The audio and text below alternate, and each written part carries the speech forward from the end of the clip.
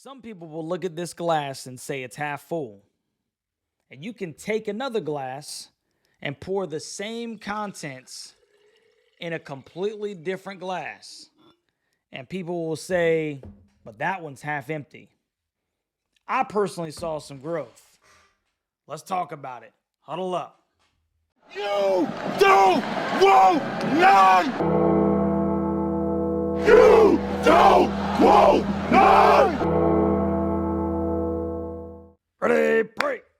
What's going on, Tar Heel Nation? It is your favorite North Carolinian, Russ, the Tar Heel. And in this huddle, baby, I'm going to celebrate because the North Carolina Tar Heels are 2-0. And the first thing that I got to ask is, for Tar Heel Nation, what did you really expect to see? Now, me personally, going into this football game, this was the Connor Harrell game. First and foremost, I was looking to see what we have at the quarterback position moving forward. And I specified that in no way, shape, or form would I take this football game and say that it is a finished product, whether it's good or bad. And I saw good and I saw bad. And at the same time, I feel like personally, I saw what I expected to see. The final score, North Carolina 38, Charlotte 20. North Carolina took a 21-6 lead into the half. The defense was able to stand tall inside the 5-yard line 2 times to hold Charlotte to field goals. And Connor played like any, guy would play in his first home game as the quarterback one. That's what I saw. And, I think we can all attest to the first series was rough. It was rough. And I got a feeling that my man was a little nervous, especially on that third down play, man, where he got hit right in the mouth. He lost the football. We had to pounce on it to keep possession, and we punted it away. But Connor settled in a little bit. Connor finished the game 16 for 25, which is better than 60% completion percentage, 219 yards, 2 touchdowns, and 1 rushing. That means he accounted for 3 touchdowns. And he had 1 interception. Now, let's talk about that real quick. The first touchdown pass that he threw was a big-time stinking throw, period. I don't care what anybody says. He hit Bryson Nesbitt over the corner's head on the sideline just in front of a safety over the top. And not only did he do that, but he sat in the pocket as either a backer or a safety was coming into his face, and he trusted O'Marion to push him outside, and Connor delivered a strike on the sideline. That is a big-time throw, period. And it's important that we acknowledge that that's a big-time throw because it shows that he is capable of making such throws. This is in the first quarter, okay, of his first career start in Kenan Stadium. The second one was a gadget play. Obviously, it was off of, I think it was a double reverse. Flipped it back to him. He throws, probably 50, 55 yards in the air. Christian had to wait on it because he was so stinking open. And Christian Hamilton walks it into the end zone. Fortunately, he scored. I'm sitting there yelling at him, you better stinking score on this. And then, obviously, Connor had a rushing touchdown, obviously, before that one. Now, some of the things that I saw, were on Connor's run plays. The kid's got wheels, man. He is able to create with his legs. He had one move where he put somebody on skis, gave him a foot in the ground in the middle of the field, and picked up an extra 5-10 yards, man. And I was like, that's big time. It's big time, and you can't teach that. Not everybody can stink and do that. He needs to work on his slides. A lot of the ways that he finished runs looked like he was green. They looked green, if I'm being completely honest. just like he was unsure of whether he needed to get out of bounds or get down. And it was just awkward finishes to some of the runs. But he played well. He accounted for 3 touchdowns. And I think part of that is also Chip Lindsey trying to find out what he actually has on game days. We saw legitimate read option out of the gun. We saw draw plays. We saw multiple tight end sets. We saw 4 wide. We saw all kinds of different things because I think Chip Lindsey is also trying to find out what Connor is most comfortable with and what is most beneficial to this football team. And in the chat, one of the over-unders that we had was, would Connor throw over under 180? Well, he threw over. 219 yards passing. I think he had 93 at the half. And he didn't even play the last 8 minutes of the fourth quarter. So I saw growth. That's what I saw. I didn't see Sam Howell. I didn't see Drake May. But I saw growth. Okay? And it's important that we understand that that's what we should have came into this football game looking at is Connor now has 3.5 quarters of football under his belt as QB1, and he accounted for 3 touchdowns, 2 through the air, 1 on the ground, okay? 490 yards of total offense. Now, some of that was Davion Gauss at the end of the football game. All right, we got real run heavy, and he was gashing. But let's just say hypothetically we got 400-plus yards of total offense against Charlotte. That's not bad, okay? That is not bad, and I would say that we can leave this football game on offense and say, hey, we did some good things. We did some good things. As long as we improve in week 3, I count this week a success as far as that's concerned. The defensive side of the football, Max Brown torched the secondary, and especially, in particular, what it appeared to me, and I got to go back and look at the tape, but it seemed like Caleb Cost was getting hit over the head frequently. Max Brown finished 8 for 12 for 175 yards in the first half before he got injured and pulled. $175, man. I want you to keep this in mind. JMU held that guy to 193 yards for the game. He went 175 against Carolina in the first half before getting pulled. That's unacceptable.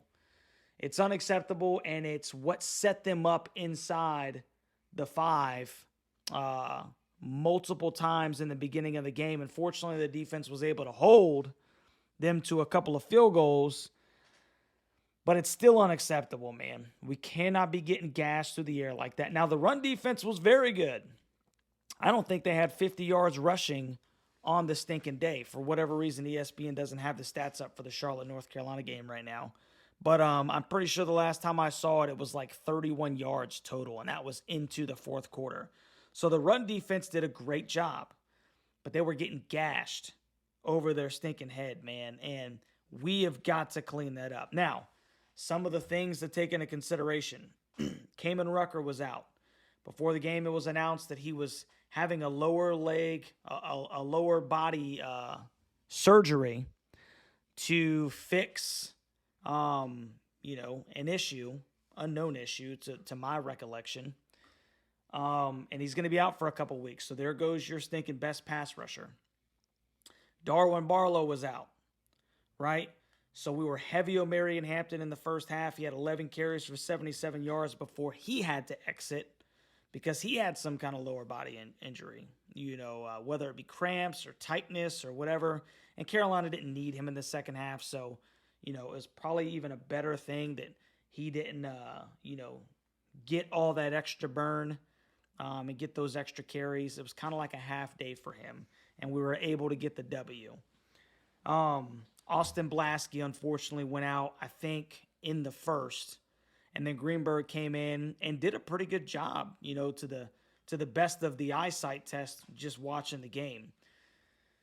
But losing Blasky is potentially huge. Now, I don't know the extent of the injury, but obviously with us piecemealing the offensive line together, you hate to lose somebody like a Austin Blasky. So it's kind of like to be determined on what happens with him. We'll get an injury update, I'm sure, eventually. They probably won't be precise, but you'll know a little bit more about Austin's injury. But 38-20, I hate that we came out of this game a little banged up. Even Bryson Nesbitt didn't play much of the second half because he had an injury himself. So Carolina ends up getting the W.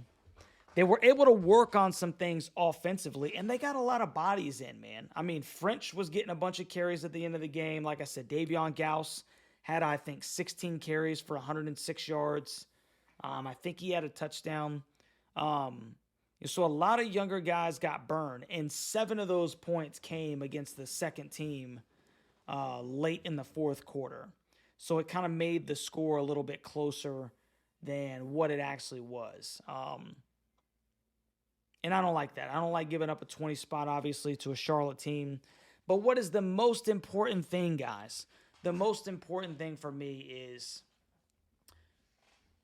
Connor got some much-needed game experience and reps, and he didn't play bad. It was nothing that was just going to light up the stinking. I mean, we're not talking Heisman, but he did not play bad. And I do believe that he's going to work his butt off, and we're going to see improvement week to week as he gets more and more game reps, man. You can't substitute it for anything. And he's going to get more and more comfortable. The game will slow down more and more. He'll stop playing so fast, and then he will just be fast within the game, as he gets more and more reps. But the ultimate outcome is that we're 2-0. We could be Notre Dame and have lost to Northern Illinois on our own field. We're not. We're 2-0. We won 38-20 against Charlotte with a bunch of Division I transfers on their stinking team. There's a lot of people that would love to be in our position right now. And I am still looking at this glass as half full. That's important. That's important. There was nothing in that game that makes me want to throw up red flags and say, oh my goodness, where do we go from here? Nothing. Did we play as great as I wanted to play if I just had my way? Of course not. There's tons of things that we could fix.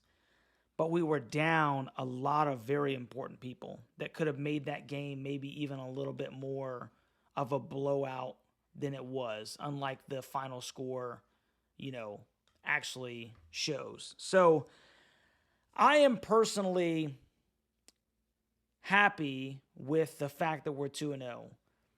I'm actually happy with the way that Connor played. That interception that he threw, I do not chalk that up to him at all. He got hit backside where John Copenhaver got, on that particular play, he got manhandled, and he got pushed right into Connor as he was letting it go, and it ended up just floating up in the air because he got hit as he was releasing it. So I don't attribute that to Connor. Now, I don't know what the coverage looked like on the top end, but as far as I'm concerned, what he was responsible for was 3 touchdowns. And you can't ask for any more than that. Can't ask for any more of that. So like I said, man, I think it's important, Tar Heel Nation, that we look at this glass half full right now. Half full. We got the W. We're undefeated. We have another opportunity next week with North Carolina Central to build off of what we had this week. Hopefully some guys get healthy, and hopefully we can continue to improve moving into JMU and then obviously into ACC play, man. So Carolina wins 38-20. Is it the most exciting thing that you've ever seen? No. But like I told the guys in the stinking chat, man, we get 12 of these a year. And right now we are a 6th already done. We only got 10 more in a bowl game, maybe the ACC championship game. But there's only so many of these, man, and we need to celebrate the wins when we got them, especially when we can look at it glass half full and we're not looking at it glass half empty. So you let me know what you think down in the comment section, man, about this stinking game. What did you think about Connor's play? What are your thoughts about the defense and getting beat over the top multiple times by Max Brown? It had some strange feelings of the App State game last year, except, the game was never really in doubt.